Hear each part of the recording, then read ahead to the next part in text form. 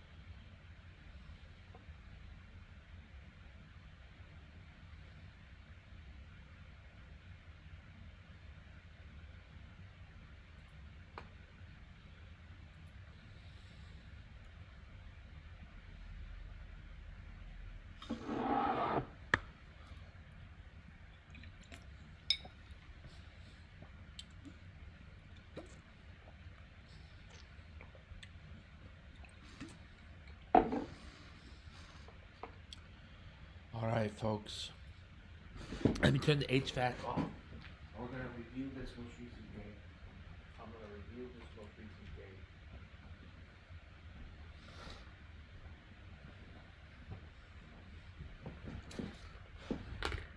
Let me put some extra light on. Light. Third light necessary? No. So there's these two nice lights here. We're going to want to see an opponent's move designations. That's a little bit better right there. Let's actually go just one more scooch. I was talking about the word scooch today. I'm not even sure it's a real word or if it's just my Aunt Joyce making up words. Scooch. Oh, you're sitting on a couch. There's 3 on a couch, and there's enough room for one more person, but it'll be snug. And my aunt wants to sit down. She looks at it, says, "Scooch, mister," or she'll say, "Hey, scooch over a bit, mister." Scooch over. And I scooch over. I don't. Is this really a word? It's like a cross between the Italian word "scusi" and the word slide, like slide over, scooch over, scoozy over, or something. I love it. It's a great word. Oh, you just, yeah, we could, yeah, well, we can fit 5 in your car. We just, people in the back seat. Hey, you wouldn't use it then. They'll be smug. Not smug. Snug. She said, scooch over. All right.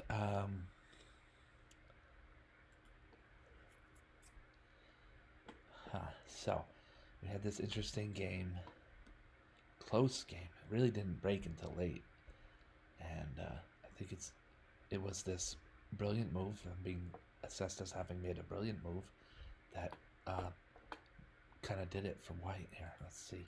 Oh, before we get too far in, I'd like to increase the number of lines and the maximum time. Do 5 and 5. 5 plus 5 who drive millenniums. It's all about the Benjamins. What? So this is the Carol Khan opening, and we're now in the accelerated pan-off attack. It's a good durable way for white to combat black's attempts at having a strong center. And we see d5 very often. It's the best move. And then this liquidating of pawns in the center brings us to a position that rather looks quite a bit like the Scandinavian defense. E4, d5. When white plays e4 and black responds d5, it's the Scandinavian defense with this motif or theme of knight to c3 developing with tempo, and then black goes back and says, so what? You know, black, both sides have their trumps in this position. White's ahead in development with the turn to move, and black has open game with clear lines of development, and a king who's most likely gonna make his way to safety at some point. These are the ingredients for an amazing game of chess, amazing opening of chess from which to play many games from.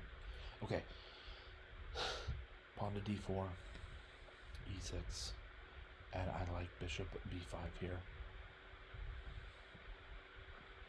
Yeah, as you can see, there's 3 main ways to respond. Bishop d7 is, I'd say, the most popular. Knight c6 or knight to d7. My opponent chose bishop to d7 as the most popular way, mostly because should white initiate an attack against black, the bishop there has a defender in the knight on b8, defending d7. The queen is defending, the king is defending. So there's no way for white to snag or seize a piece early. Not yet, anyway. Queen to a4. I guess I'll show my hand on this. Look, queen to a4 is here because it takes out pawn to a6. Right? Study. If you don't believe me, study this. Why does queen to a4 take out pawn to a6? I mean, it can still be played, but it's not a great use of a move in an active opening like this. So if you want to pause it, I'll do a 3 count. 1, 2, 3. Here we are, we're back. Because the a pawn cannot capture on b5 until he's dealt with his knight's development, or the queen will capture on a8 and win the exchange against black. Doing good. Right? If you got that, you're doing good. So that's why the queen can sneak over to a4 and make a battery against this bishop. Granted, like I said before, a very well defended bishop. Knight to f6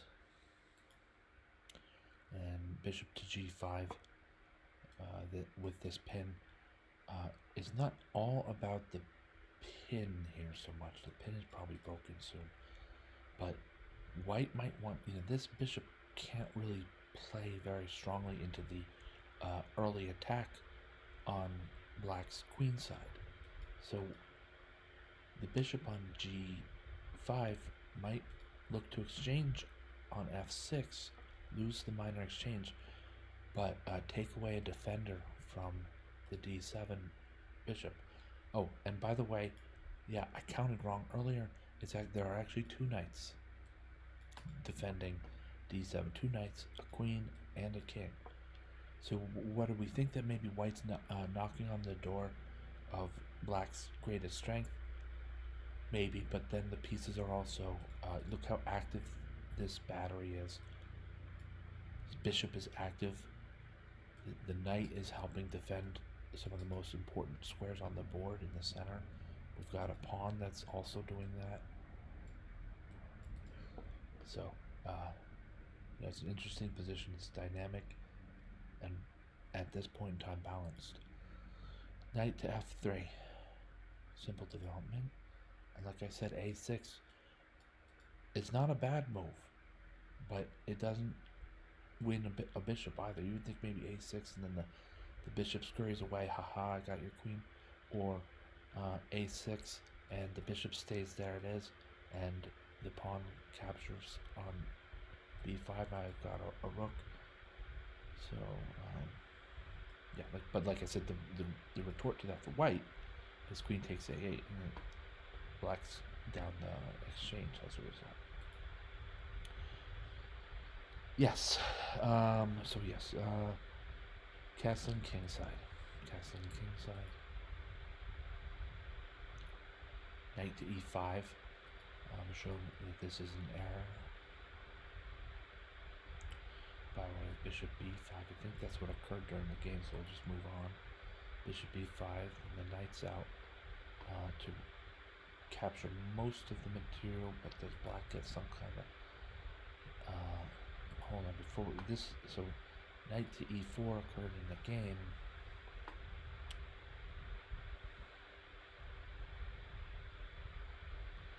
It looks like black has a couple of options that might have made better use of white's aggressive, perhaps over aggressive piece placement. Right. White's pieces are very aggressively placed, and I think that's Torch has it right with pawn to, bishop b3 is another, that this knight now can be captured,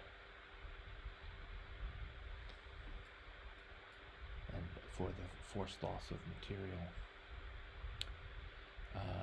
white will try to parry that with knight c3, and then again black is really questioning the placement of some of white's most aggressive piece placements. So that was against computer, of course. It's maximum computer. We go back here, knight to e4. White liquidates the hanging piece before knight to e4 can be a winning move.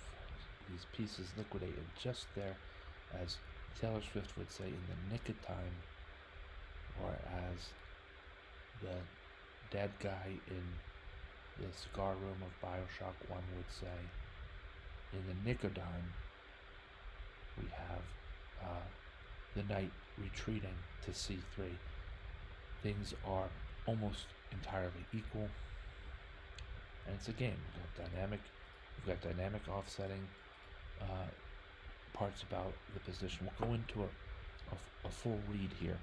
It's black's turn to move. I like to do this with white's turn to move. Oh, well, that's good because this was a strong move. Let's actually not have that move quite yet. Look, king safety is equal. Mobility, white has a slight edge in mobility. Clock, black has a minute and a second edge in clock on clocks that are below 5 minutes on both sides. So that's an edge for black. Space, maybe slightly in favor of white. I'm not really sure. Sometimes I wonder about space. But in this case, maybe white has just ever so slight an advantage. Not much though. And material is even.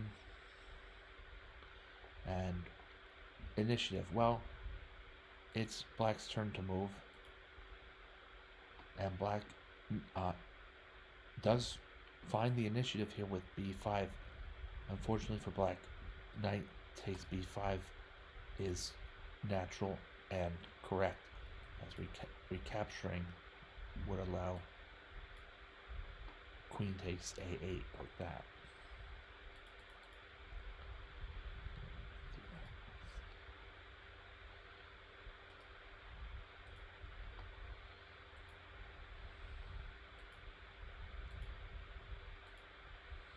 Okay, so in the game we saw these moves. We paused it around here. So this is back to the actual game. I made this move, knight takes b6, and now white is suddenly doing better. Throwing some of that away with knight to c7. What I would say to myself if I were talking to me when I was debating this move, how are you going to take a6 even with knight to c7? How are you going to take c6? You can capture the pawn and leave your knight pinned to your queen in a pretty darn dangerous way. So knight to c7, aiming at a6. I meant to say a6, my friends. I said c6. Knight to c7, aiming at a6. Best case scenario to get this pawn is now your knight's really dangerously pinned. You don't take with the queen because the rook follows your queen. So yeah, I agree with Torch here again that knight to c7 is not a great move. It's a little more aggressive though. Forget about a6. Maybe it has some trumps and some benefits all on its own for being there. Like knight c7, and probably the a rook will move to c1 and be defending that piece very strongly, and he's cutting into different parts of black's position, including the rook on a8. Alright, so that's why knight to c6 wasn't worse than it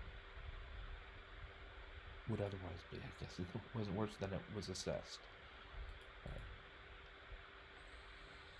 Now my opponent makes a miss in response, and this constellation of pieces is a little bit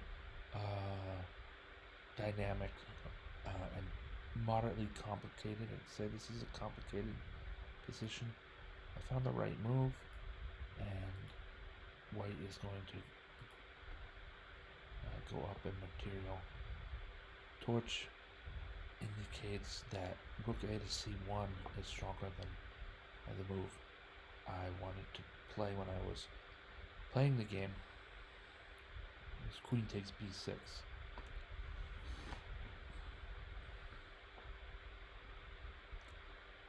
Yeah, no, Torch is very right about this. Don't I just lose that knight as a result of what? As this is a trade of knights.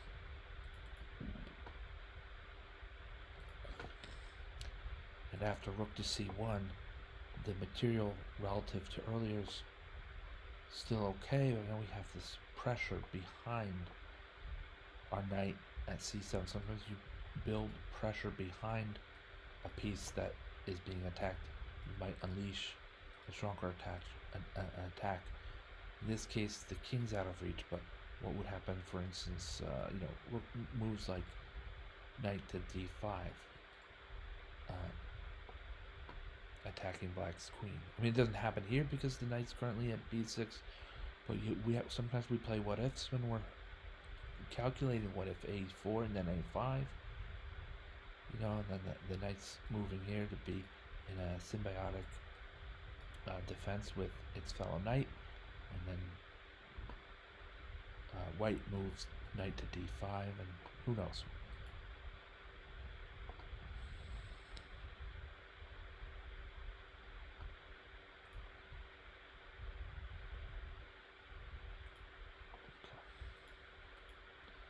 So we trade these pieces. I didn't trade. Yeah, sometimes you're wondering whether to trade queens or gather up another pawn. In general, probably gather the pawn. Depends on how many points of material you're already up. Of course, it depends on the position,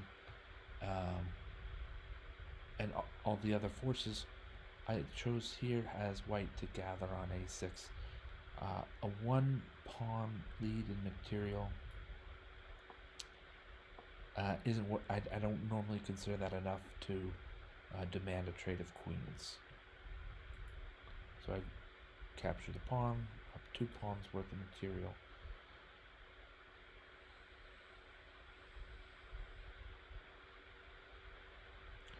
And the fork defines the queen here as a so this game's storyline was mostly through to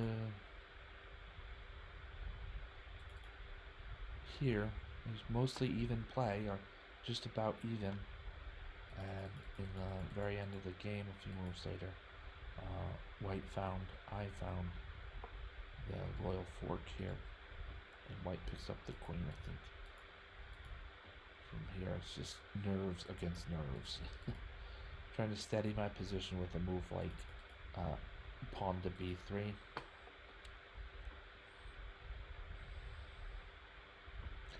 All the pawns are shored up. They're all safe and sound.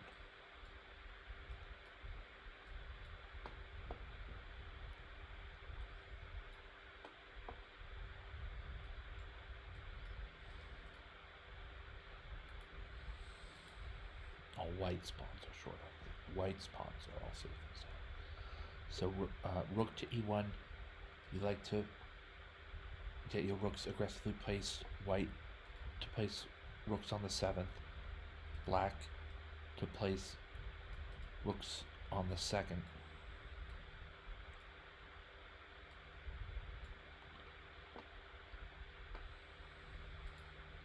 Or, also strong for white here, simply double on the e file. Gives you more oomph behind your attacks against black's king or against black's pawn structure.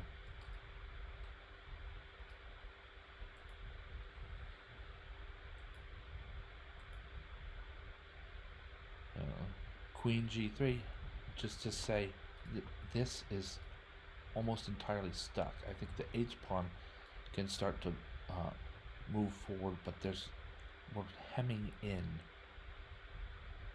a lot of black's army, right?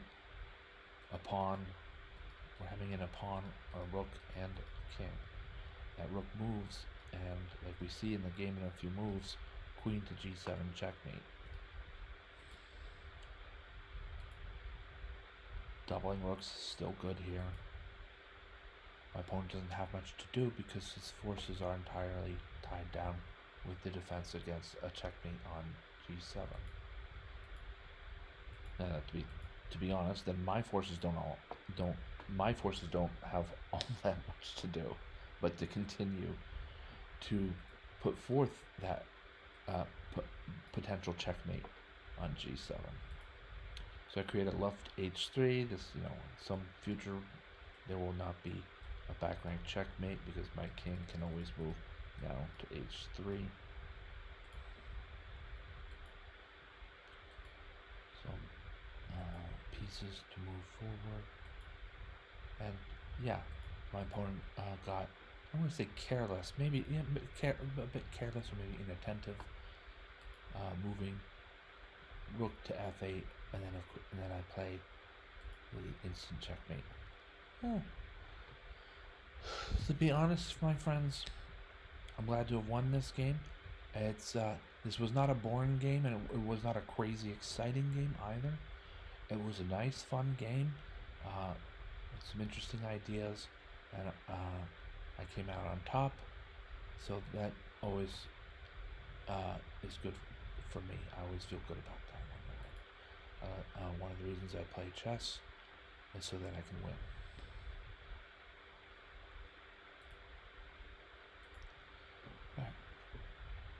Thank you all for watching. I'm More Gravity.